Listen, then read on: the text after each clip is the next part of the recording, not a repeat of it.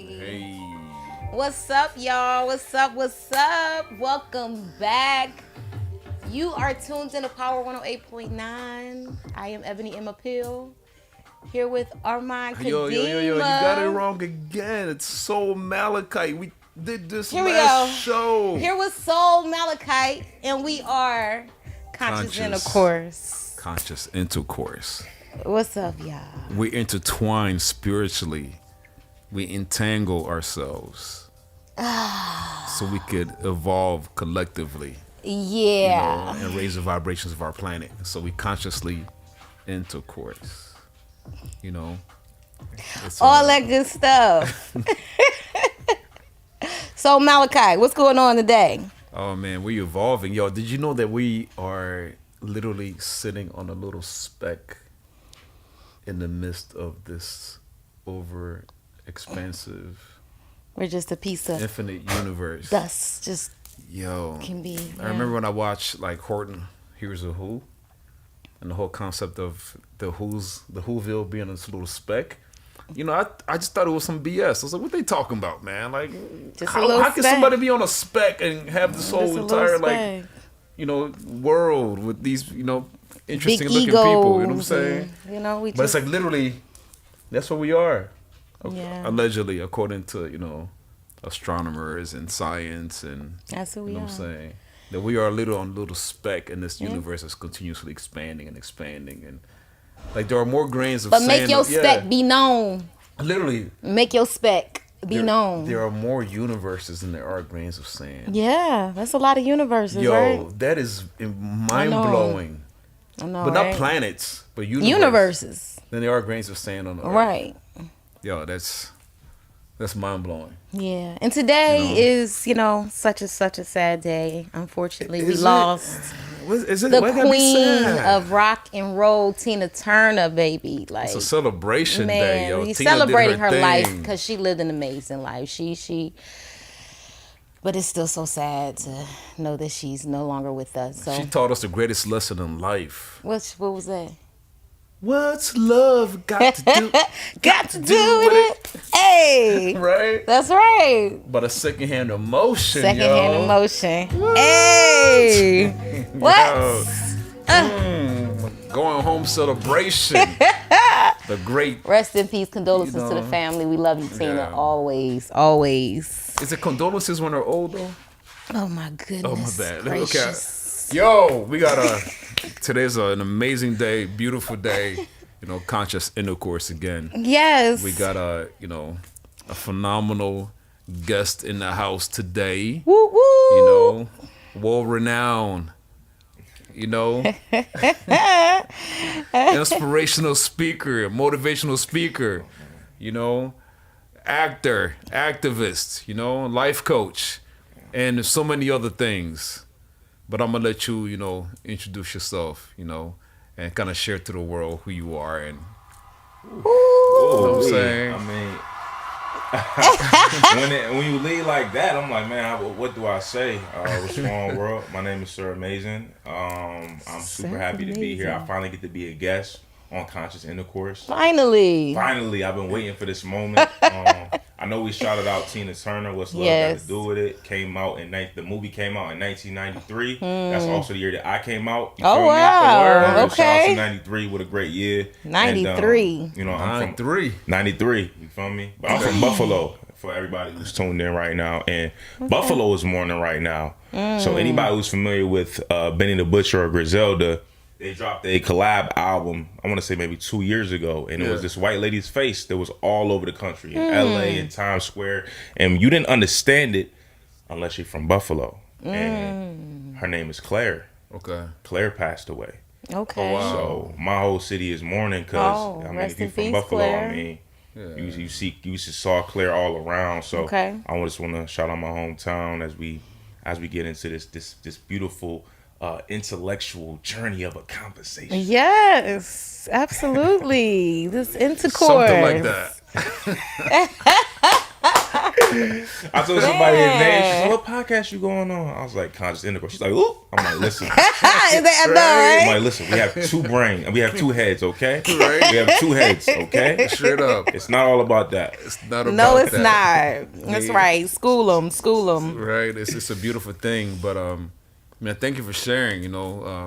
It's also, Jim Brown also, transition, the greatest, right? The GOAT, right? Yeah. Most people, Jim Brown is the GOAT, Not only was he a GOAT on the field, but actually what he did, as an activist, as someone who pursued his passion and purpose of serving the people. You know what I'm saying? So it's beautiful to see how people can really make such a monumental statement with their lives and continuously be relevant even after they pass on. There you go. Even in their grand of saying, Exactly, right. presence, Exactly. you can be big. Jim Brown is different. Like for me, when I think about Jim Brown, so on that summit was Ali, Kareem, Bill Russell, Jim Brown in the 60s, right? Yeah. And we're gonna have this conversation because this is really how I feel. As a black man, I'm an African, but I'm also a black man. I'm not Dr. Umar when it comes to quote unquote interracial relationships. Yes. But I do believe there's a power in not sharing assets when you have a name that's as notable as those names we just mentioned. When it comes to marriage. Now, Ali, obviously Muslim, was Muslim. He was married to a black woman. Bill Russell was not. Kareem Abdul-Jabbar is not. Wow. Jim Brown was. Wow. And to me, I just hold that in the highest esteem because people may say, "Oh, back then it was a flex to have a white woman." But you sharing your assets. What's the biggest things that we as a black community lack? Ooh. Assets.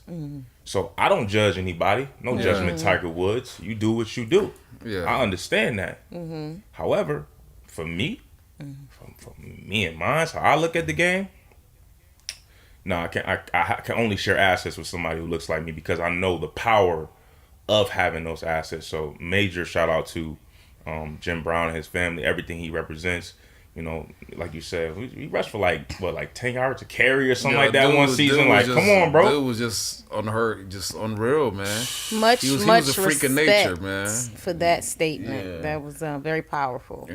Very, Very powerful. That's real right there. It's powerful because, I remember one of my favorite Nas tracks. He talks about how he says athletes of today are afraid to make Muhammad Ali statements. You know what I'm saying? So it's like, you really got to stand for something, right? And Jim Brown was one of those people. Tina Turner was one of those people, you know what I'm saying? I'm assuming Absolutely. Claire, was one of those people, right? It's, it's all about, because typically it's about immortalizing, who you are as That's a right. as a being in your experience, right? Even though we are on a speck in this, expansive universe, it's like, it's a amazing dichotomy to know that you're nothing and at the same time everything. You know what I'm saying? It's like wisdom is knowing that I am nothing, but love is knowing that I'm everything. I like that. Right? Absolutely. That's powerful. That's real. That's real right there. Sheesh. I gotta let the world know as you just dropped that gem. Yeah. So he gave me this great intro, right? Had this conversation, Right. You ever seen the Matrix? Alley-oop. Have you Of seen the Matrix? course. Of course. Well, this is my Morpheus. Aww. This is Yo. my Morpheus. Aww. What? This is the man who 2019 tapped me into audiobooks. 29 we had a super deep convo, like reconnection type convo late 2018. Yeah. When I was kind of getting into the books a little bit. Yeah. Right. Hey bro, I'm gonna start sending you books to read. Boom, boom, boom. And the book that really just changed my whole perspective forever is Think and Grow Rich, a Black Choice. Like everybody talks about Napoleon Hill. Right. Think and Grow Rich. Napoleon No. Hill. When you black, you need to read Think and Grow Rich, a Black Choice. You need to read about Wally Amos, Oprah. Read about all these different people. Mind you, I'm leaving a bunch of names out. Yeah. But read about Man, all these Mary people. Bethune. Come on. Bethune could, like, the Right. whole storyline, Yes. right? To, like, actually have an understanding of the imagery of, okay, I really don't have an excuse to be lazy in my modern time, because look what they did. That's right. With what they had. And like, I say that with the utmost confidence, and I really mean it, because my Morpheus, not just from the knowledge perspective, the wisdom perspective, but from the actual support, as in, like, I believe in what you're doing, as in, you know, we're going to talk about a few things that have been done, but we're talking about somebody who, like, that's my big brother. And I think it's important to make sure people get their flowers while they can, while we talking That's about right. Tina Turner and all that. And that's why I'm just happy to be here. But I had to let everybody know, like, no, that's really That's my love Morpheus. right Like, there. that's the That's one what's who up. was like, which one do you want? Red or blue pill, what you gonna take? You could take That's this, awesome. Yeah. That's beautiful. go to sleep, or you could take this and embark on this journey to become the one. That's what's Man, up. that's beautiful, What's up. man. You know, I'm just serving my purpose, man. Being of service. That's what's Sorry. You know, and even when we talk about the Matrix, like I always tell people, like, the most profound thing about the Matrix that I discovered was that Neo was not the one. Neo wasn't the one. He wasn't the one. Okay. He was never the one. Who was the one? Expand. There is no one. You gotta expand. Because one is everybody. Okay. Neo was the only one that actually got to the point where he had to believe that he had something within himself to have him rise and defeat the agents. He was the example. So he didn't think about it. He never believed. Even the Oracle said he wasn't the one. There was he was never the one. He just was the one when he was faced with life and death. He chose not to run. Think about that. He chose not to run in that instant. That's something, because I always Because looked at it Trinity different. ran. She got the ran. movie starts with her getting the hell Yeah. off. You know what I'm saying? Because she didn't believe. Didn't want no smoke.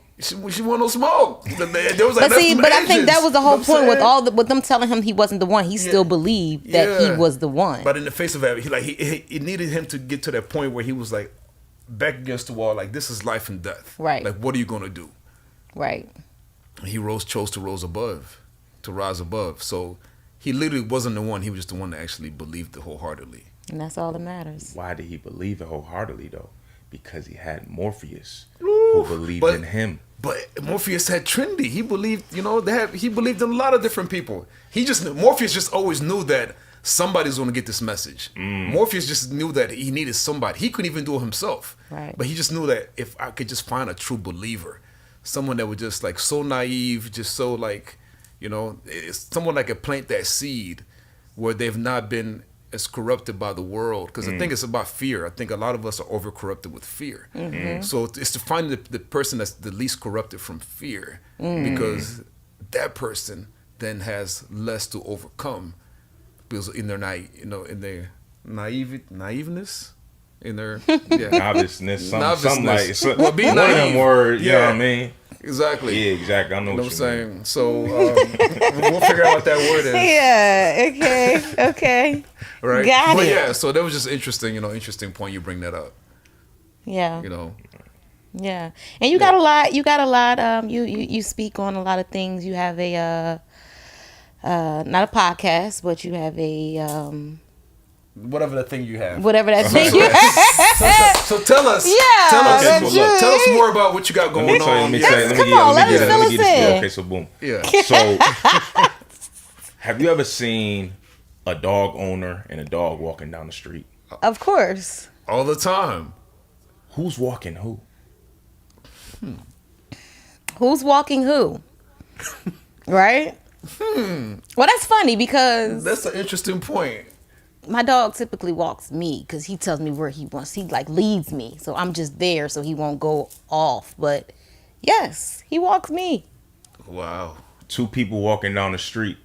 Only one person is dictating the pace. Who's walking who?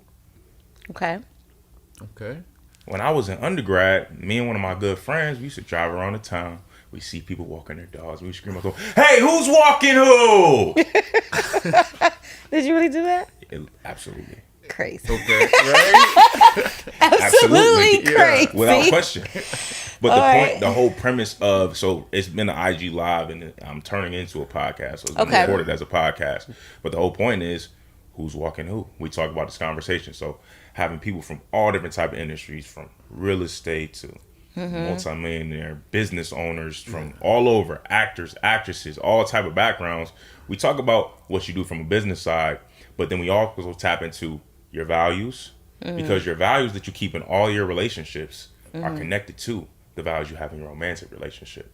And ultimately, in every relationship we have, who's walking who? And ultimately, we're all walking with God, whether we know that we walk in ourselves or we're understanding that He always has a plan. So that's really what who's walking who is about. Okay, who's walking who? Yeah, I love the premise of that. That is so That is deep. thought provoking. It is. Yeah. Thank you. So as far as relationships goes, and who's walking who? Uh-oh. Let's get into Yeah, it. The let's R get word. into it. Let's get to it. Yeah, bring Who's up the walking R word. who? So Starting to sweat. don't sweat it. The R word. Because in relationships, there's always particular roles that are supposed to be played, right? And you got your masculine and your feminine, So I don't know if I necessarily like the who's walking who, because walking somebody means, to me, I hear leash, I hear control, I hear all of that. So in a relationship where you coexist, who's walking who, M.A.? Well, let me tell you something. I definitely don't get walked. Oh, You're not getting walked I'm on. not getting walked. okay. I'm not on the leash. I Okay. pull the leash. Oh. We have roles. I think relationships all have their own identity between those two humans. Because Okay. you talk about the balance between masculine and feminine. There are situations that we have a baseline that we can play Yes. off of, whether people want to acknowledge or not, right? Right. Whether you want to talk about, you want to go deep, hard into the Bible, it's a baseline that we all can build off of, right? But ultimately, that, and I'm going to say it this way because I'm in support of families, not trying to be offensive, but I am in support of families. And there's only one way to create a family. It requires a man and a woman. So in that dynamic between that man and that woman, that relationship is going to be defined off those two individuals. Right. And I don't think it's one size fits all in those situations, because there are certain cases where things can shift. Life is life. Correct. Enjoy see the friend who That's died for right. me. So there's that. But for me personally, I am definitely not on the leash. I don't think anyone should be on a leash. Some people like to be on a leash. Well, This is true. Conscious intercourse. This is conscious intercourse. Some Okay. people like to be on a leash. Okay. Some people want to be on a leash. okay. Gotta reel them in. Smelling other If dogs. you're out there and you like to be on a leash, and we ain't talking about fantasy, foreplay, none of that, but if you like to be on a leash, please call in. I want to hear from you, because I don't know anyone who would voluntarily be on a leash. But it's also, the leash is also conditioning, right? So if you look at it from a different perspective, right? Because for me, a leash is that thing or notion or perspective or ideology that has been supplanted within you that keeps you walking a certain type of way. So it doesn't necessarily have to be someone walking you on a leash. It's a matter of saying, hey, like the 4 agreements talk about, you make agreements to certain philosophies, ideologies in life, and that becomes what walks you. That's the leash that's actually around your Okay, neck. metaphorically speaking, we get- It's the stuff that Disney taught you when you were a little kid, right? The music you listen to, religion to a certain perspective, right? The school systems, right? These are all things that have been conditioned and programmed you to actually be that collar around your neck that's Okay. actually walking you. Absolutely. So therefore, when you enter a relationship, based on your belief systems, right, and how you're vibrating, how you're operating, people choose to be on leash. Unconsciously, I think unconsciously, Exactly. like you said, it's a state of mind. It's a Yeah. it's a condition. being conditioned and Think about it, understanding yeah. that you have to Yeah. break those cycles. True, Because the last place you want to Yeah. be on the leash is in your relationship. True, but even the whole premise around who's walking who. Think about Right. a dog, right? A dog is domesticated. You tell a dog what to do, how to do things. You have to train a dog. You have to do all these things. Okay, Unknowingly, we are trained the same way dogs are. I agree.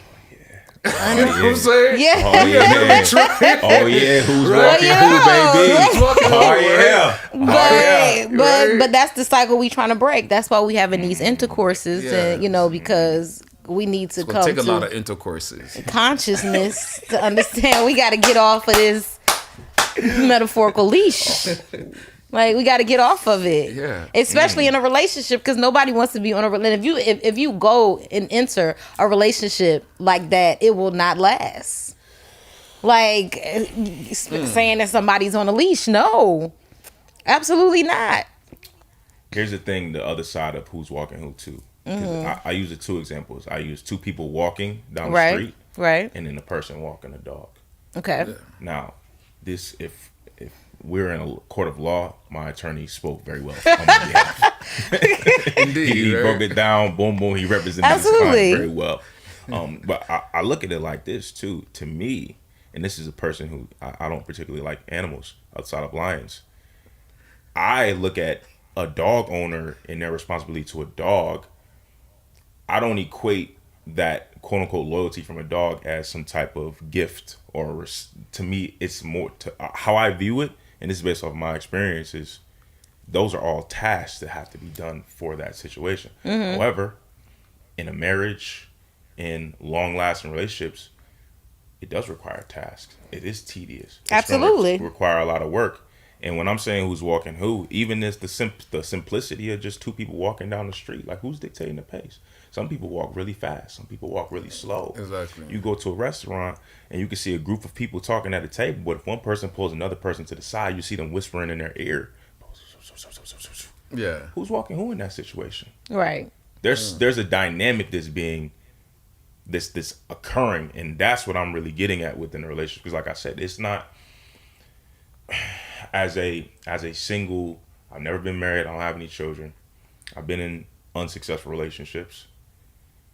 There is an element of a leash that exists, because that leash that exists may be okay. Maybe that's why you're in unsuccessful relationships, because you believe that there's a leash.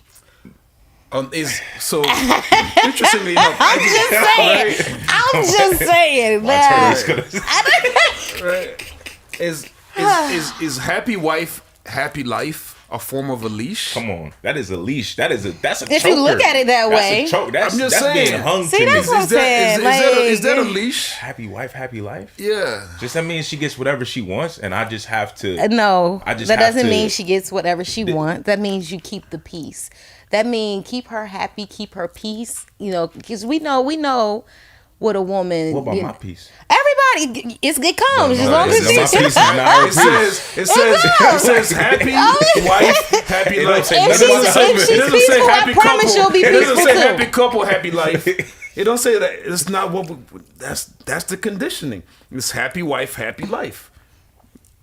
Let her have it. Have what though? What is? I mean, it doesn't The mean okay. leash. Let her have the leash. Yeah, let her have. Yeah, because that's pretty much what it is. I think it's all a perception.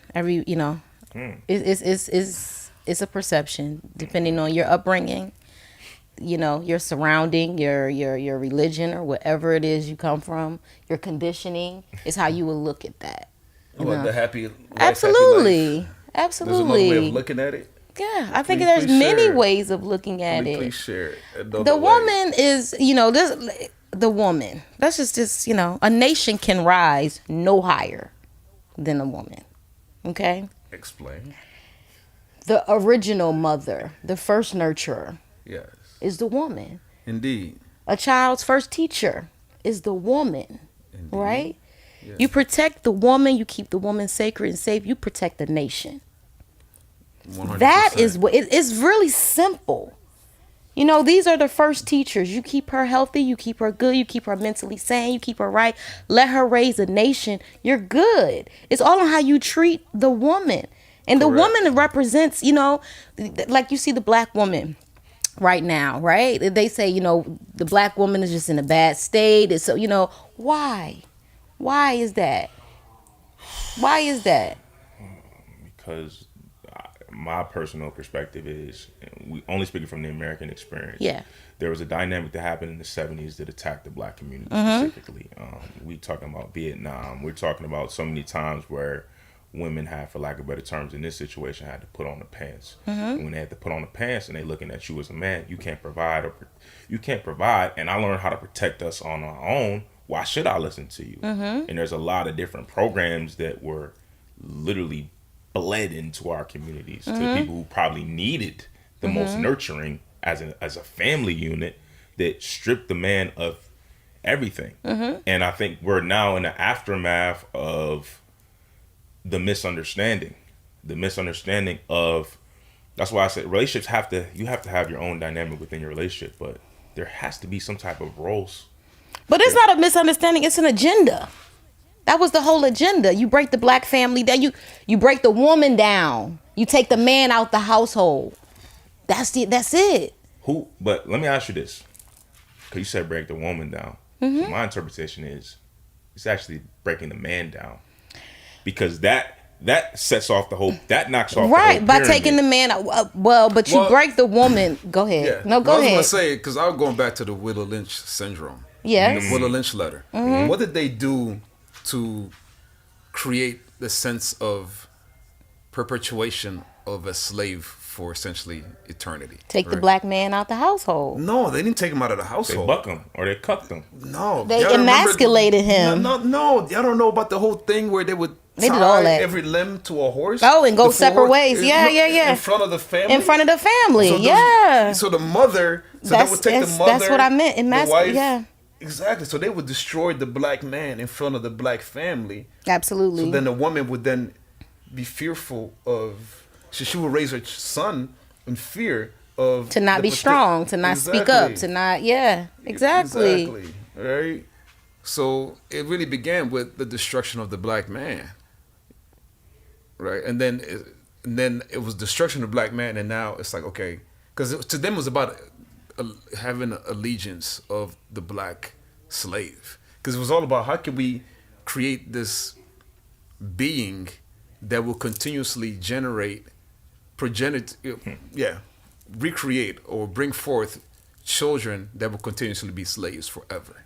Absolutely. And it started with Go ahead. weakening the black man, the defender, the protector, the rock, the strength. But what did you just say? After a man being emasculated, the woman now fears. So when she now raises a son, she's now not necessarily speaking the life into him that he needs to be strong. So again, whatever she's instilling in that young black man is what he's going to grow up to believe. Exactly. To be weak and so even with all that, if she was still like subservient, right, and domicile, right, that's where we are. So now it's like who's walking woo, right? The man is being walked. Who's walking? Yeah, because he's not. Yeah, he's being walked. He's just, Okay.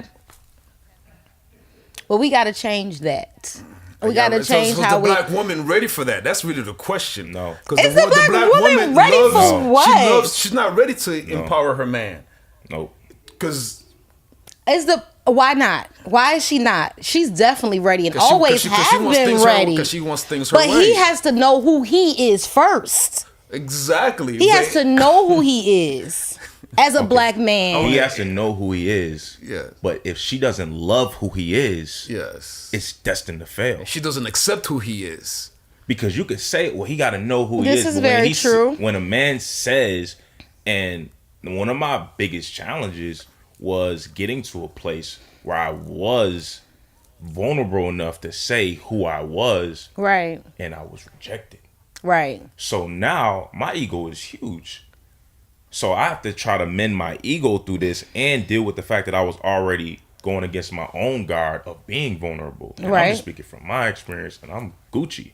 But I can only imagine what it's like for the average man, I guess, in a way. So that's the part to me where you ask if the black woman is ready. there are some that had good fathers. That's Indeed. a fact. We see that more often now, but we also see a society that does not embrace the idea of women really holding them down. One of the things I used to ask women, I said, you know, why doesn't any woman want to be Coretta Scott King? Like, Coretta is the reason why we have an MLK Day. Absolutely. Coretta is the reason why, even from a distance, her understanding, like, okay, my husband's task in this life and his 38 years on the planet is actually bigger than just our family. Absolutely. It's across the globe. Like, he's changing, which means she was not a happy wife every night. She was she was never. She had to sacrifice everything. That's a beautiful thing, right? And then even Michelle, and we using these are like mega examples, right? Right. Yeah. But Michelle has been more open about it within the last year. Speaking of her, like, I hated my husband for 10 years. That's a real life experience. How many women in our modern world can understand that might actually come with that man becoming who you saw him as? That what you fell in love with, it may fade away it may fade away in the illusion. From a perception, right. It may not be there, but it's actually just some work. And I'm gonna use one more example as a 90s baby. I think about the movie Holes. Y'all ever seen Holes? Nah, Holes. I'm familiar with it. I've seen the little, I don't know, I preview ain't see thing that. of it, the cover. Okay, 90s baby talk. Yeah. So in Holes, right, it's a mom and a dad, and the family is quote unquote cursed, and the son is the one who ends the curse. But the dad's idea is removing the smell from stinky shoes. So that whole apartment smells like shoes. Mm-hmm. And that, to me, part of the ideal woman is when he's failing at this task, you can't be like Job's wife and say, curse God and die. Mm-hmm. You actually got to ride it out with him. If you really love him, that means you admire him. Mm-hmm. And if you admire him, that means you believe in him the same way his mother did. Mm-hmm. And what I've come to learn, and this is just in my experience, my few years on the planet so far, it's a very, very minute amount of women who actually understand that that's what a man needs. He needs you to nurture him the way his mother did, but not be his mother. Mm-hmm.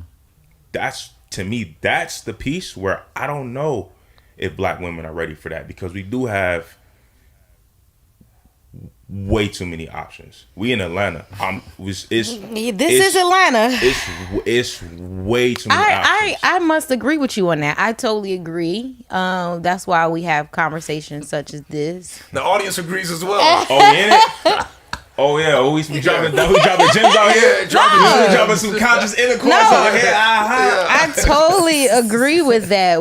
But that's why we need to get back, to the drawing table and re-educate our women, the black community. What if we just wore more clothes, prayed more, ate a little bit better, understood the value of sitting and down have at the these dinner dialogues table with each other? Like the black man need to sit down with the black woman and share this, not go and talk to everybody else. Have these conversations with each other. This is what I need from you. This is what, this is how I need you to make me better. We need to have these real conversations and not let ego get in the way, or like you said, be afraid of rejection, or we got to talk. We got to communicate. My brother had a very valid point about men and wives, right? How we look at them, believe it or not, as our moms. I've been married it'd be 27 years in November. Mm-hmm. And one of the first characteristics that... Yes, congrats. Y'all doing that fake clap. Get this shit out of here. No, that's real. That's commendable. What do you mean? I appreciate that. But one of the first things about Tasha, that one of the characteristics that I saw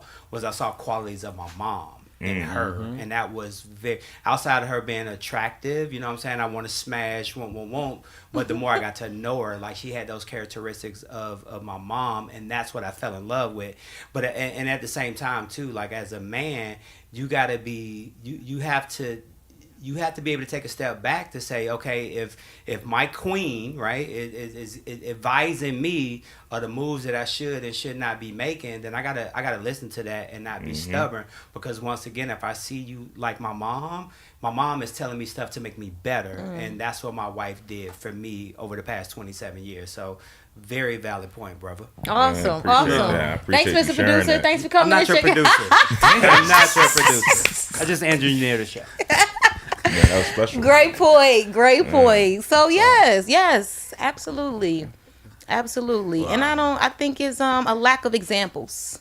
I think we have a lack of examples out here to show our women. You know, we have a lack of successful relationships to say this is what it should look like. A lot of people didn't grow up in a 2-parent household. You know, so the majority of people grew up with just a mother, just a father, and all kind of circumstances. So they lack the example. So we got to do better, and we got to have that dialogue. Whether we do it on a podcast, take it to the streets or whatever. Like these younger girls that you're saying out here naked or need to be covered. They gotta hear it from the men because that's what y'all looking at though. That's what y'all are glorifying. Social media. We're gonna but you look. have to. That don't mean I'm gonna buy. I see good food all the time. But we I see need more of candy. you actually saying it. We need you. We'll take it to your podcast, take it into your social platforms, saying it. Look, sis, we don't want to see that no more. We want you to respect yourself. We want you to, we want you to be nurturing. We want you to be examples to our children. They need to hear that. That's what I'm saying. Yeah, but they hear, but they combat it. They're combative with it, right? It's like, oh, that's not my problem if a man can't control himself. I want to be. It's hot. I want to be naked outside in the summertime. This is me. This is who I am. I want to do this. You I like do get showing that. it's like there's this lack of willingness to actually listen, right? To be educated or to be, Corrected. Is it corrected to Enlightened. Enlightened, yeah. Exactly. I like that better. That's a better word. It's a word that I've heard so many times from women when it comes to this particular topic. Empowered. Mm-hmm. Oh, I feel empowered if I show the world my body because come on, man. Are you serious? Like that. My thing is this, right? Everybody was raised differently. We have different perspectives. I am an African man who was raised by a single black mother. As I was being raised by my single black mother and on my family on my side from more American, even growing up, I still looked at them like, what's wrong with y'all? Like, this is not how we operate. So I don't know if it was just in the blood. Our bloodline is strong. I don't know what it is. It was always like, that's. Even to this day, me and my mother would disagree about certain situations. Me and my mother disagree about a topic when it comes to, my mom is like, oh, we used to date. I can still be friends. I'm like, no, you cannot. You cannot be friends with your ex and you got a new relationship. That's what? That's out. That's a heavy no. You crazy? If you want to see what he got going on, then go be with him. You can't be in a new relationship with somebody else and still, to me, that's a tie. That's a leash. Really? Who's walking who? Really? Who's walking who? Y'all don't got no kids. So you should let past relationships go. You shouldn't be friends with exes when you're in a new relationship. My thing with that is, and everybody's not the same. There's a song that I discovered by Donny Hathaway. It's called Jealous Guy. Came out in the 70s. Okay. That song describes my perspective. Okay. I am a jealous guy. And what I learned too is that God is a jealous God. That's what they taught me when I was reading my Bible. That's what they So say. if you try to say, "Oh, that's an insecurity," I said, "Well, are you telling me that God's insecure?" I've actually argued that to someone before. But But God is masculine, right? this one right here, man, you can't sing a song and he ain't gonna pull it up. Oh man. Thanks, Michael. Yeah. The interesting thing about it is, right, when we talk about God being jealous God, right, God is masculine. Okay. The God that we all know and have been taught about is a masculine God. So therefore, that jealousy that we're talking about is a masculine trait. Okay. Right? Because a lot of times what I have discovered as we have these intercourse, even in my evolution as a human being, is that there's this notion that men and women are the same. That whatever a man can do, a woman should be able to do as well. And whatever a woman can, it's this thing, it's like, that's what I'm saying, who's walking who? It's like, oh, if a man does this, a woman should be able to do the same thing. Right? If a woman does things, a man should be able, it's like this 50-50 thing. They talk about, oh, we got to pay the bills. We're splitting everything. So do you protect when if somebody breaks the door, somebody's going to break in 4 times a week. Are you going to protect 2 days and not protect the other 2 days? Right? Are you going to, that's what I'm saying. Right? When somebody knocks at the door at 4 o'clock in the morning, hey, babe, it's your turn.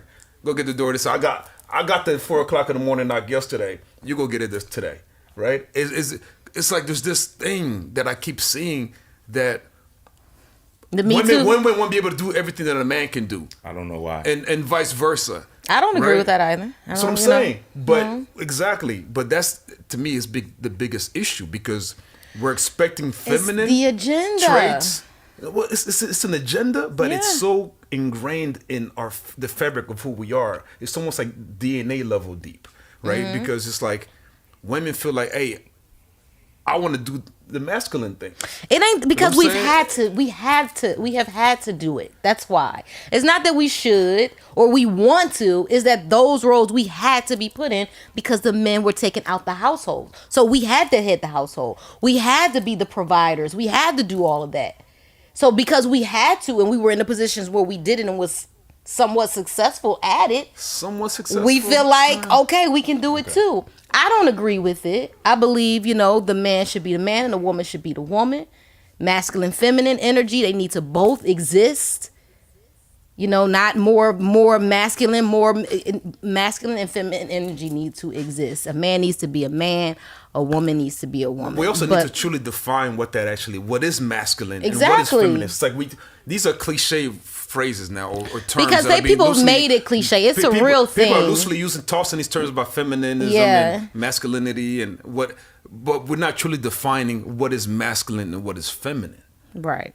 What are those traits? What is a masculine required to be the full potential, full version of a masculine being? And what is the feminine required to be fullest version of that feminine being? Right? To me, it's actually 3 books that every man should read, and every black man should read. Think and Grow Rich, A Black Choice. But the 2 books to me, when it comes to defining masculinity and understanding who you are, is The Way of the Superior Man, Woo! David Dida, Ooh. to really That's- understand your purpose. If you just only read the titles of the chapters, Yeah. you will walk away a better man. Okay. The other book is Pimp by Iceberg Slim. Oh. Under really get into the psyche of not only just how the feminine can react, but also one of the things that's most mind-boggling to me about the Iceberg Slim story is he only became Iceberg Slim because of his mother. Donald Goines. The only reason why he turned into that cold-blooded is because of his mother. He watched how his mother treated men. Okay. He watched how his mother actually lacked love for the men that actually loved him. And that's a conversation that I don't think the black community is really ready to deal with. You're not really ready to sit and understand what's the responsibility of a mother when you do have to step into that role, right? Like, so I was raised by a single mother. So my mother's my hero. I'll forever appreciate her. We don't always have to agree on everything, but she's untouchable. Like, I'm overprotective. There are roles and there are decisions that single mothers make that you can't just live frivolously when you have a boy, when you have a son. Just like a man cannot do the same thing with a daughter. What I can understand is that when you are a son and you watch your mother maneuver a certain type of way, it changes your whole dynamic. Like, he just came and said that's the main qualities he was looking at when he found his wife. Of course, was attraction, boom, boom, boom. But how can you love me like my mother loves me? So that has an impact. That's a conversation that, and this isn't my particular experience, but I've had the conversations from men that I highly respect, who told me there's a set amount of women that don't like to take the accountability that comes from that. Because you mentioned when we had to do this, I'm like, okay. There was a point in time in my life I had to walk on crutches. Okay? Yeah. I'm not doing it no more. I don't need to. Yeah. What do I need to hold on to this? Why am I holding on to this idea? It's like, I just started rereading 7 Habits of Highly Effective People by Stephen Covey. Yeah. I guess a lot of us need to be put in more situations where we have that paradigm shift. Correct. Seek to understand to be understood. So when we have a paradigm shift, it's like, oh wow. And he used 2 examples in the book because that's where I left off, and I've reached that point where he was like, when you're reading this, you need to make sure that you read it so they can be taught to somebody else, so you really take away from it. And he shared 2 stories. He shared the story of his daughter at her birthday, and all her friends got her gifts, and they want to play with the gifts they got her. She's like, no. And he's like, what do you mean? You're being selfish. They gotta play. There's all these gifts. You're gonna share. Yeah. It's like I had to sit back and look back and say, oh my goodness. somebody has to have possession of something before they can give it. And he had that conversation. It was a paradigm shift because he had to look back because you would think, oh yeah, y'all both are parents, so you'd be like, hey, no, they supposed to share. But the reality of it is, all she wanted to do is like, can I play with my toy before I share it with somebody, so that I can know what it's like to play with it, because it was a gift to me. And that's a way we can understand somebody else's perspective. And he shared another story. He was on the train, and it's a father that gets on the train. 3 kids are just obnoxious on the train. Yeah. And everybody wants these kids to shut up. So he goes up and says, hey man, what's going on with your kids? He's like, you know what? I probably should tell them to be quiet, but their mom just passed away, and we just left the hospital, so I guess they're kind of going through it. And he's like, oh my gosh, it's a shift. Because just that piece of information from the perception, I'm looking at it like, yo, get your life together, man. What are you doing? But because I hear that little story, I'm like, oh my gosh, how can I help you? I'm sorry. Right? So I guess when we talking about what's the solution, I think the solution's in the conversation, because that can open some paradigm shifts. But actions always speak louder than words. So we can talk, but what are we actually going to do? One thing I'm happy to hear, more people are journaling, more people are meditating, more people are understanding themselves to be better beings in this experience. To me, that's One step at a the time. biggest key. That's it, like you said, like it takes a communication first. Let's see, like let's start that and see where that takes us. But it has to be communicated first. It has to be understood that a change has to come. And for me, it also comes to the point where we have to learn to love unconditionally, right? Because that's really, for me, the only way that we can feel empathy and compassion for one another when having these dialogues. Because a lot of times people get heated in these conversations. They get emotional, they get heated, they get offended, because we define what masculine is. We define what, feminine is. And then there's this sense of rejection, right? Or the sense of like fear or denial, right? And it's because we're so tied to these conditions, these ways of lives that we've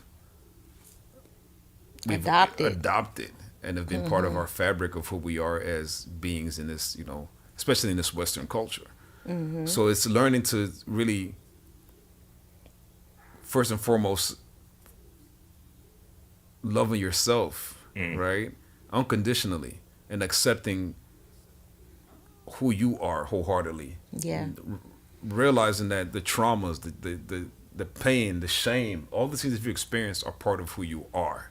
And they're not bad things. They're just part of what has happened to your life to lead you to where you are in this moment in time. That's right. So then you could begin to have, as you love yourself unconditionally, then you could begin to love others unconditionally and have compassion for themselves. Because if you don't because you ever hear a lot of times that, the issues that we have with, especially in relationships, are simply a reflection of ourselves. Right? Absolutely. Anytime you get an argument with someone, whether it's a romantic partner, whether it's a business partner, whether it's a sibling, whether it's a friend, it's typically because it's something that is a reflection of you.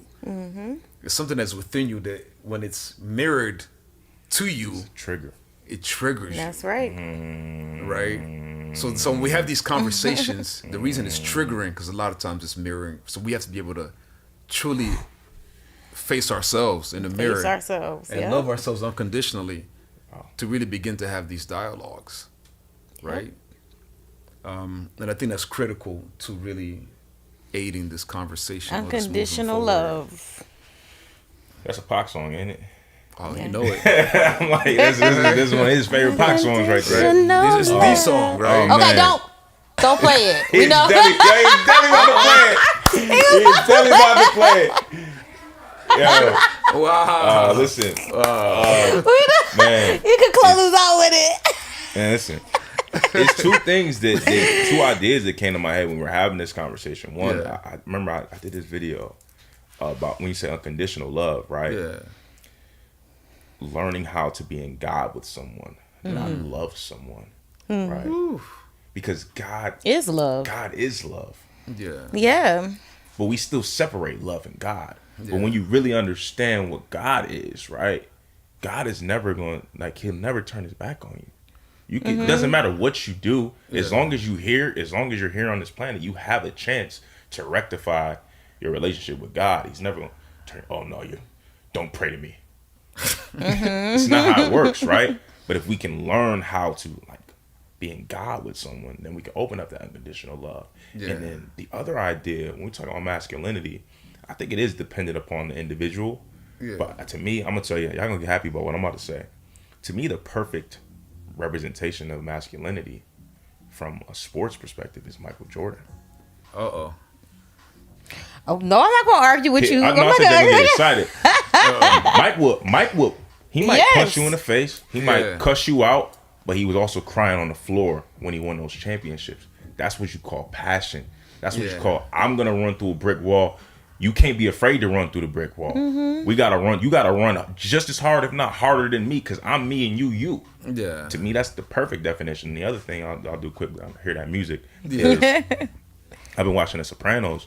I have a love obsession for how the Italian mafia represented masculinity. Oh yeah. I greet you with a hug, kiss, boom. That don't mean I still might pull your muffin cap back, Blue. Don't get it twisted. Look at it twisted. We can come in here. I'm gonna kiss you 3 times. Pull your I'm mother gonna cat pull you- back. Yo, don't cross me now. Yeah. You know That's what I mean? right, though. But come here. Okay, look, we can say we can argue. You can Yeah. cuss me out, cuss me. F you. All right, come here, give me a hug. Mwah. Yeah. I love you. To me, that's a healthy practice of masculinity. That's Yeah. right. Deep conversation. Deep, and Yeah, very profound. very, you know, very much so. full of wisdom, full of. And we can go on and on with this because Yeah. it's so much to touch on. So Yeah. much. So tell us a bit more about you, what you have going on, like any projects, what do you want to share with the world? What are you, what's going on in your world? Yeah. Before we, Copy that. Appreciate it. Projects, what's going on right now. So first time I ever really looked at a script, right? And we entered in this international horror film contest. We had 72 hours to come up with a script, come up with a crew, shoot, post-production. In 72 hours, we had a 34-person crew. We shot for 14 to 16 hours. And this film was submitted in a contest that had 70 films across the globe. Okay. We won 6 different awards for that film. Awesome. Wow. Congrats. Yeah, thank you. Yeah. You. Nah, Bitten. first time ever doing anything It's like the that. First time I ever stepped in front of camera and actually memorized a script. Okay. So just to be a part of that was special. So stay tuned for When Bitten is going to be released. We just When did the Bitten. awards. Okay. And then from there as well, I just actually executive produced a comedy. It's a short film. It's Okay. a comedy about an alternate reality where we no longer have to eat food. Everything we need nutrient-wise comes in a pill. However, on the black market, chicken sandwiches. So shout out to Scoville and Buckhead for the chicken. right, okay. Twinkies, right? Yeah. It's a healthy snack. Guy has a date. And at this time, this is alternate reality, but in 30 years, nobody's had to go to the bathroom because we have pills. Oh, but wow. he eats food on his date, and I can't even say what the name of the film is on the airways. Okay. But y'all know what that S, it starts with S, ends with a T, Okay. rhymes with it. Right. Got you. It's cool. Okay. So, All right. Nice. Yes. Well, people, I'm sure, listening in, they would want to follow up with that. So let us know where we could find you. oh, man. 'Cause we want to watch. I want to watch that film. Yeah, Where do I see the films at? How do we connect with you? we just, you can find me on Instagram at Sir Aimezing, but it's spelled the right way, not the wrong way. So it's AIMEZING. You can DM me to get the info on that. Right now, as a team, we're still working on everything because it was like there's a certain things we had to do as far as the contest goes, as far as Bitten. So Okay. there will be a premiere that we'll be doing for that. We'll do another premiere for the other film as well. IG is really the best way to contact me. That's what's up. Awesome. Sir Aimezing. Aimezing. Thank you so much Thank for you for the joining passion. our Conscious Intercourse. Yeah. Yes, and sharing your wisdom and insight. We appreciate you, and hopefully we have you back on here. Got to. Absolutely. Unconditional love, y'all. Y'all heard it. That's what it takes. See y'all next time. Conscious Intercourse. Until next time. Ah!